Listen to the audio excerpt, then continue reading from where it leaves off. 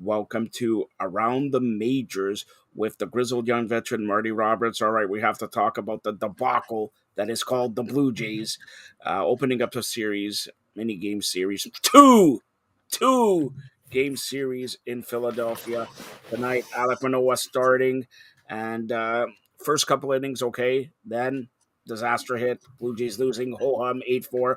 If it wasn't for Bo Bichette, it will be 8-0. You know what?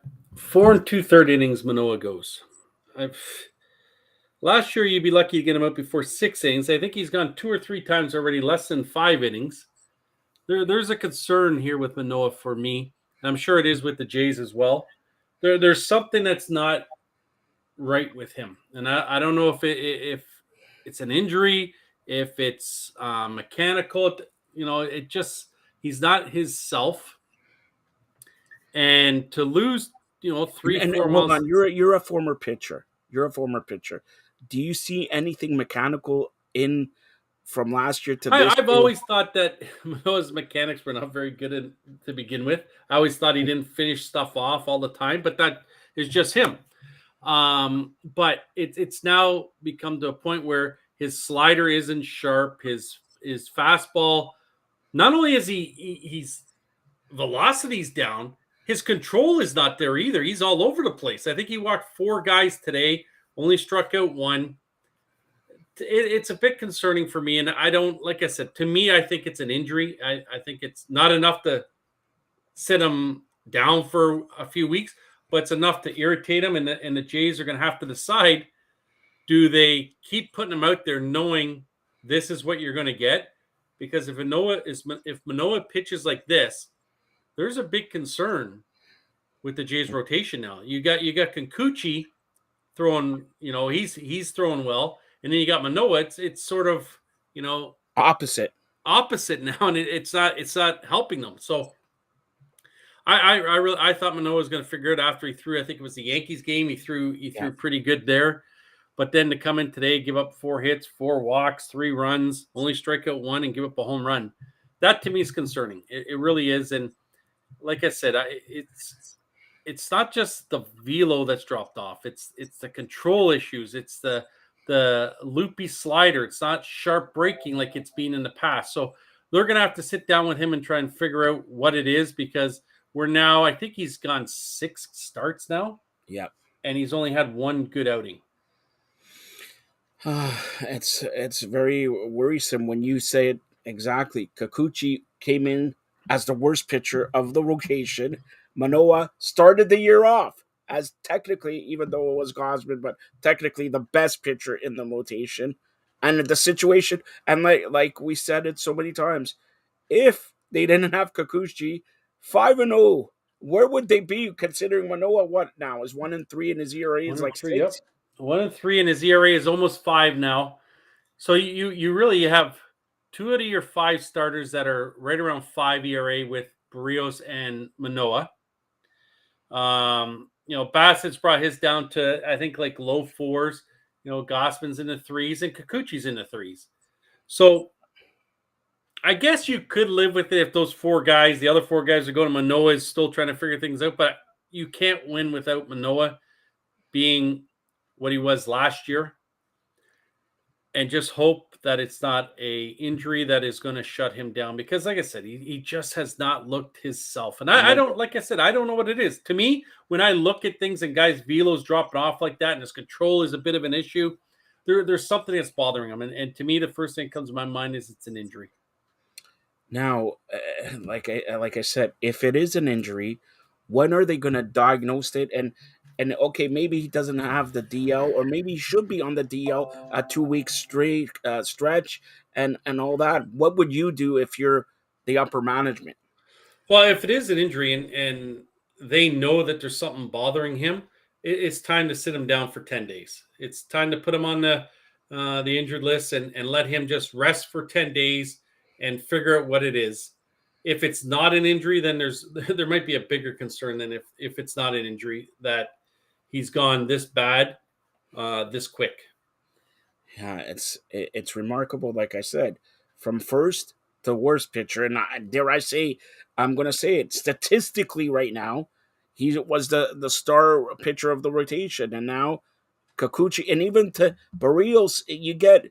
I guess next game he pitches is going to be down because Barrios is one day up, one day down, right? So Yep. it's that now. And that's what I said a couple years ago. Like Manoah had not pitched a lot of innings when he came out of. I think he was at West Virginia when he got out of there and went to the Jays, and they had the COVID year. Yeah, So I think it could be, this is the most innings that he's put together but wouldn't that over the last affect 2 years. year? Last year he was pitching close to 200 innings. Yeah, but it eventually catches up to you, right? Like it's like throwing a baseball is an unnatural motion. That's why so many injuries happen with pitchers and with their shoulders, their elbows, all that stuff, because it's not natural motion. And if one little thing bothers you doing that, or your arm is fatigued, it could go south really fast, especially at this level. It's not like you're playing A ball and you can get away with dropping 3 or 4 miles an hour off your fastball, not having the greatest control. When you're at the big leagues, all these guys can hit, and they know that, hey, this guy's struggling, we'll just make him come to us. And that's what they're doing. They're not fishing for stuff. They're waiting for him to come, and he's not coming. And I just hope that he can figure it out. And now we have to hope tomorrow that Gossman can figure it out against Wheeler, because they had Nola on the ropes today a few times. They had him on the ropes a few times. Bichette got him for the home run, but I'm a little baffled by some of Schneider's moves.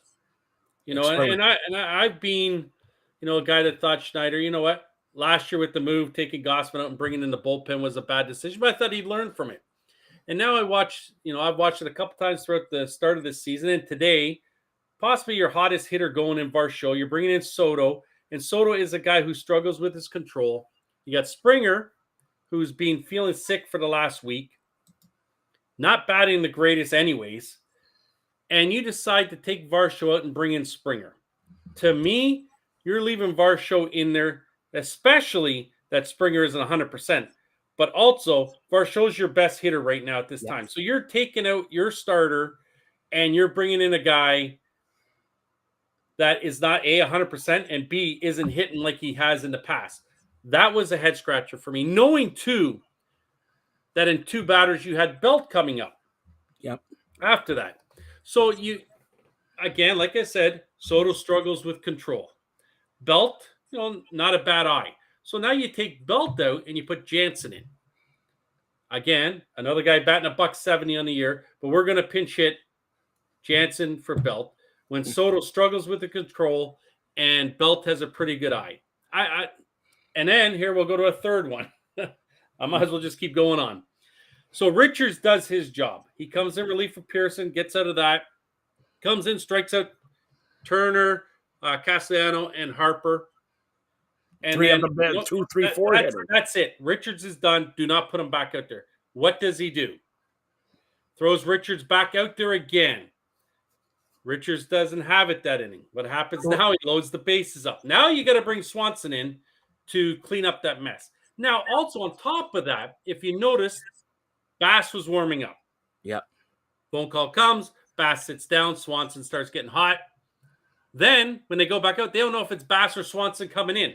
There's just communication issues here that something is not sitting right here. So, can I ask you this? Okay, so they brought Don Mattingly here.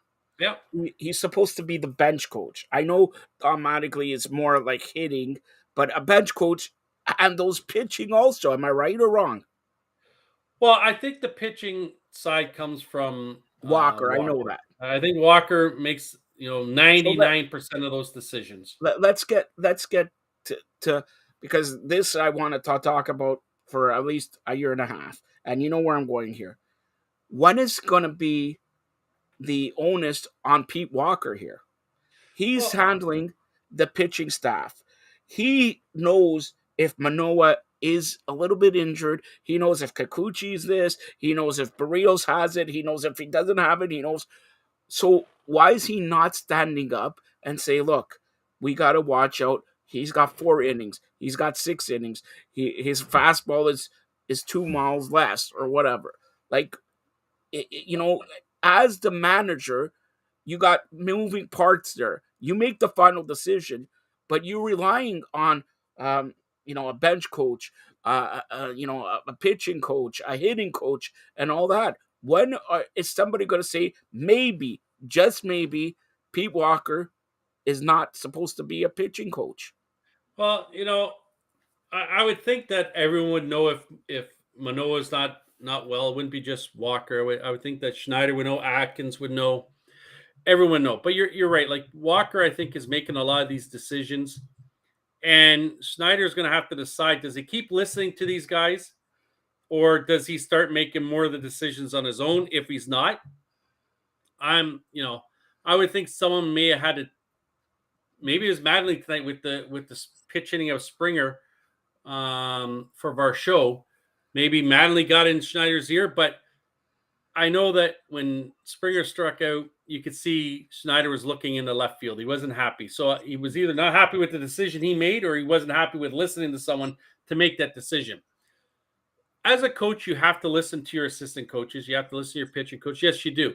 Like you said, the decision's on him. He takes all that information He's in, the head. and he's the head guy. So he has the final say. If he doesn't agree with it, he shouldn't go along with it. He's the head guy. It's his head that's on the chopping block if things don't go well. So he has to make these decisions. Yes, you listen. There's times that you are going to listen to them and you make the moves that they want. And there's other times you got to say, no, I don't agree with that. We're not doing that. And tonight, there was, like I said, 3 times that something happened that left me scratch. The biggest one was the Varsho one. That left me scratch my head a lot. Okay, so especially that's a Springer hitting problem. Let's say it's a substitutes in it's hitting, but let's go back to Pete Walker for a second. And I say this because you're. I know we joke around, but our pal Billy the Greek wants you as the pitching coach and all that. So you're a former pitcher and all that. You know it. Charlie Montoya here, manager and all that. Who was the pitching coach? Yep, Pete Walker. All right. Before him, John Gibbons, who was the pitching coach? Yeah, Pete Walker again. Okay, so John Gibbons is gone, correct? And just follow. I know I'm being facetious here, but okay. Then Charlie's gone. When are they going to look at? Maybe they got a new bench coach, Mattingly, and a hitting coach, and all that. When are they going to look at the pitching? The pitching coach, first of all. When are they going to look? Because through 3 regimes now, 3 regimes, not 1, not 2, 3, he's been the constant guy. And usually, and I'm going to say this, usually when you're a pitching or hitting coach, you're next in line to be the manager. Usually. I would say that Walker is probably on the hot seat. I would think that just because of the way the staff is going, some things that are happening, like you got, Manoah, your big guy, hasn't really thrown well at all. Gossman's had a couple bad outings. The bullpen has not been what you were hoping for at times. So it's going to come down because they've already, like you said, they changed the manager again. They brought in another bench coach. Walker would be the next in line to be gone. And you know what? For that matter, so the hitting coach. They were 1 for 10 tonight with runners in scoring position. Yeah, but this game was there for them to take. This game was there for them to win. Yes, Vlad came back. He's still a little bit with the wrist, a little sore with the wrist. But they had ample opportunities to bring in runs. They had the bases loaded, I think, with none out. Nobody out, yeah. And the only reason why they scored a run there is because the pitcher for Philly wasn't paying attention when the first base guy was throwing him the ball, or else they wouldn't have got any runs that inning. So there, I don't know. Like there's just the Manoah thing is starting to be a concern. He's not even injured. Let's just say he's not even injured. Well, then that's a bigger, like I said, that's a bigger concern than if he's not fighting some type of injury that he is throwing like this. Because this is a guy that's, we'll say, he's a pretty cocky dude. Yeah, he's the Marcus Stroman. Put it that way. He's a pretty cocky guy, and he can't use his cockiness if he's getting lit up like a Christmas tree day in and day out. So they're going to have to sit down, figure this out, because it's not a one off or two off type of deal. This is now 6 starts into the season. Yep. And he's still throwing nowhere near what he was. He finished third in a Cy Young last year. And Marty, I dare I say this, we have somebody now in the bullpen. I think you were a big proponent of this guy and all that. And he's doing a great job in the bullpen. I'm not, but do we, like with Manoah going down, let's say going down, or can we afford of him having another 1, 2, or 3 bad outings constantly, and Pearson right there? Yeah, I don't think Pearson ever starts again, to tell you the truth. I think his spot is in the bullpen.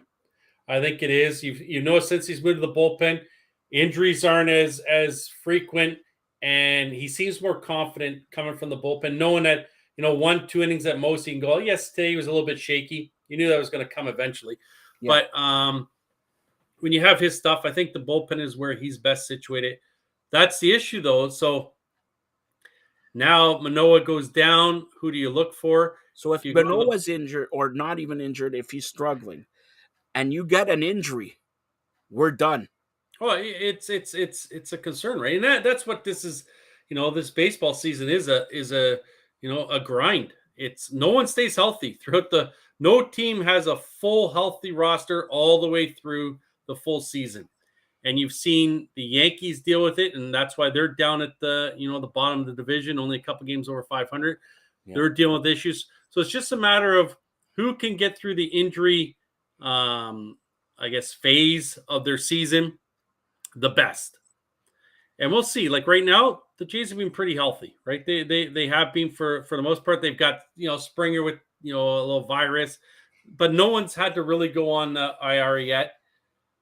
I'm hoping that Manoah figures this out. I really do. And if it is, maybe just skip a start and maybe he feels a little better after that.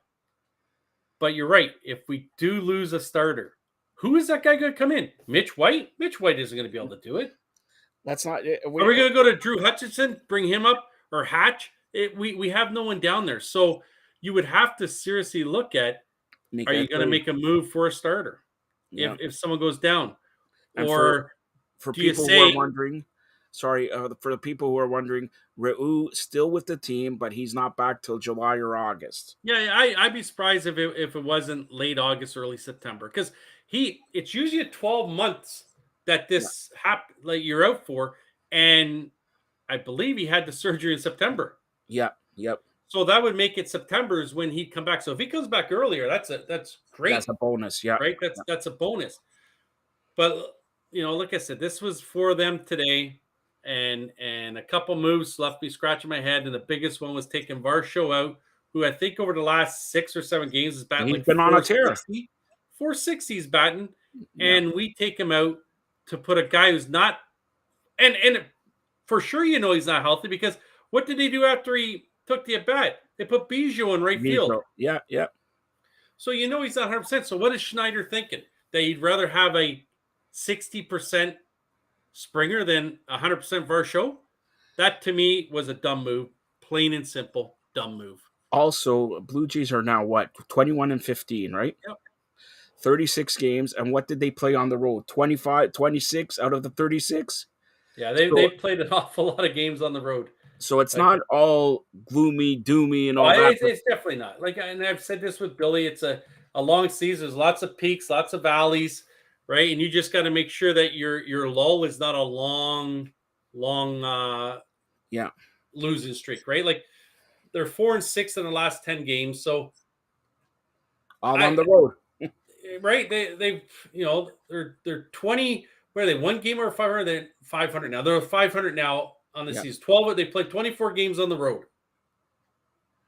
Right, and 12 at home. Yep. So 9 and they're still. They still got 1 more game on the road. Don't they come back after the Philadelphia? Yeah, they do, I believe. And I think, is it Atlanta they play next? Hold on. I'll just show everybody your beautiful hair while I stall for time here. My beautiful hair. I think it might be Atlanta that they end up Well, playing yeah, next. Atlanta comes here this weekend for a 3 game series. And by the way, Mother's Day, it's Alec Manoa bobblehead day. And then the Yankees come here for 4 games at the Rogers Center next week for a 4 game series. And then Baltimore comes here for 3 games.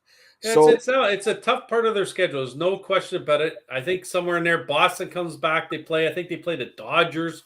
well, It's a here's the little while, like what we mentioned here. The Braves, 3 game series, all right? Then the Yankees, a 4 game series, 3 game series at home against Baltimore, one of the better teams.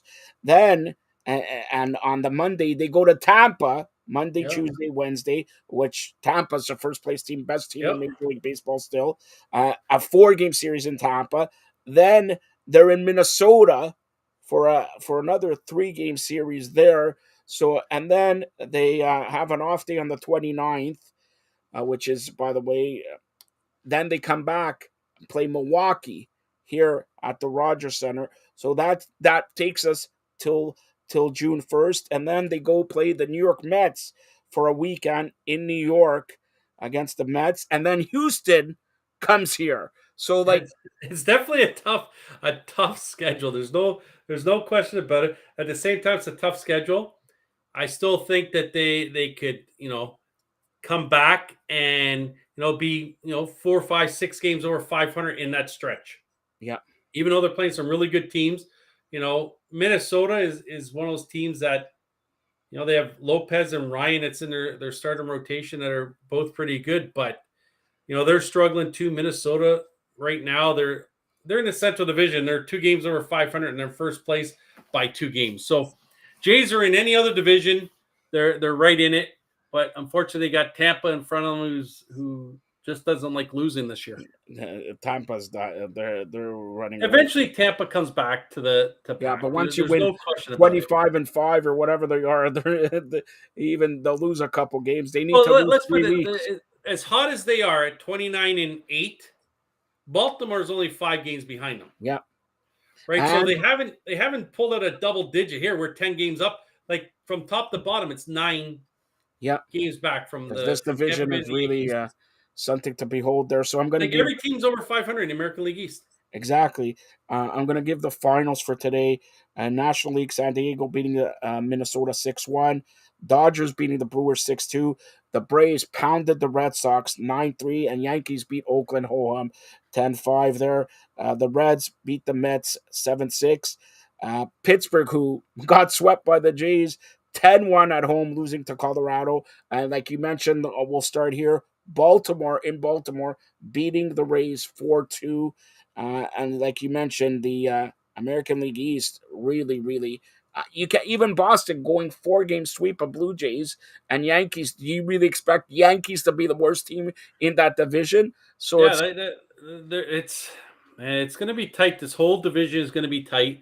Baltimore is. Everyone thought, oh, they're going to fall off this year. No, they haven't. They're actually looking better than they were yeah. last year, right? So, Baltimore is going to hang in there. I don't know if you'll see them stay at the top, but they'll give anytime you go in there, they will give you a battle for that game. There's no question, and they're going to win more than they lose.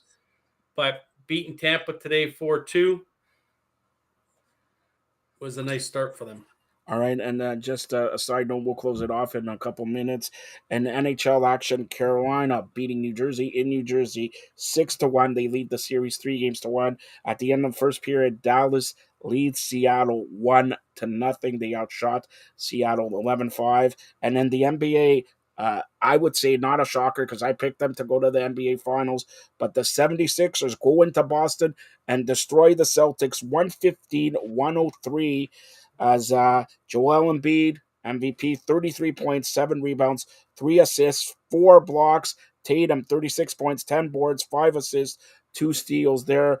Philadelphia going back home, lead the series 3 games to 2. And at the end of one quarter of play, Denver, 35, Phoenix, 24 there. Marty, as you know, tomorrow, either we're going to be happy, and I know I'm going to make you a Maple Leaf fan, but we're going to be happy or we're going to be so sad like the Greek, who actually won his game. But imagine if he lost the first game of the year. Okay, he would be so sad here. By the way, since you're sort of the pitching coach, give us an update on the East York Bulldogs. East York Bulldogs holding their season last night against the North York Blues. They were down, I believe it was 4-2 going into the bottom of the sixth. And, well, I guess the top of six, they're the visitors. And they ended up winning the game 6-4.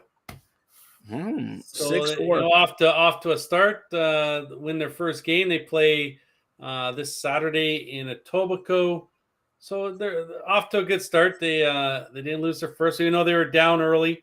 They ended up winning the game in the seventh inning. So my question is, the manager of the East York Bulldogs, how was his hair throughout the whole show there, or the out game? He doesn't wear a hat when he's. So he's the manager of a baseball team, and he is he in uniform? Does he wear the uniform? Yeah, he wears the uniform. He brings his nice shoes out. He's got a little Velcro strap on him. Isn't part of the uniform the hat? Supposed to. He doesn't always wear it. He wears it every now and then. I guess he just likes showing everyone his hair. So I know he's everybody watches the Fired Up Network here on Mometu and Roku and Amazon Fire TV and everything like that. Mometu, download it now, free. All right. If he's going to win, Billy boy, if you're going to win a championship, you have to follow the rules. Be corporate Greek. You got to wear your complete uniform, your hat, your jockstrap. By the way, speak about jockstrap. Did you watch the stolen base yesterday? Or caught stealing yesterday? Marty, tell me you watched that. No, I didn't watch it. You know what I'm talking about? No. Really? No. All right. So it's Cleveland, and I forgot they play, I think, Detroit.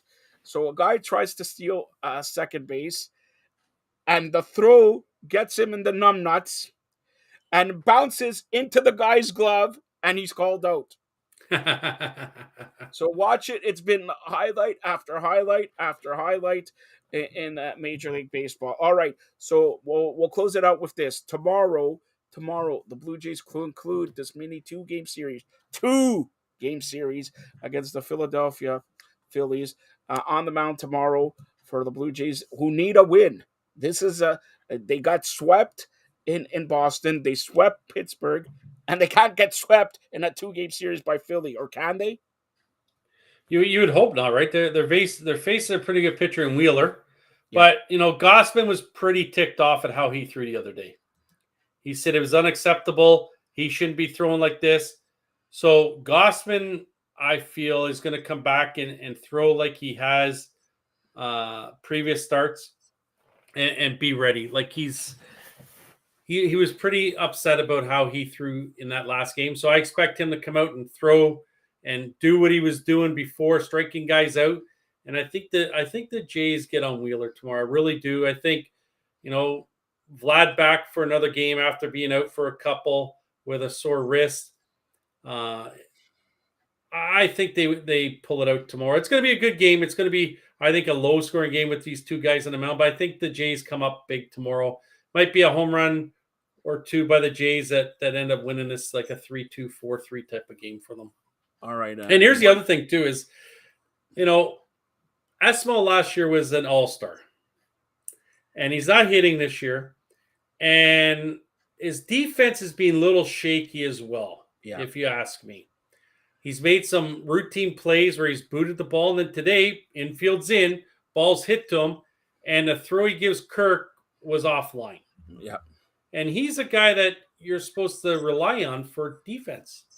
And if he can't do it, then I don't know why he's in there then. Just leave Witt at second base and mess around with the outfield then, and leave Merrifield as the second baseman. Don't put him out in the outfield anymore. Let Witt be the second baseman, and that is that, because Espinal has not looked good. And then when they moved him to third base too, bad throwing error that cost them a run there. So something is not sitting right with Espinal. He's not an all-star. No, he's not.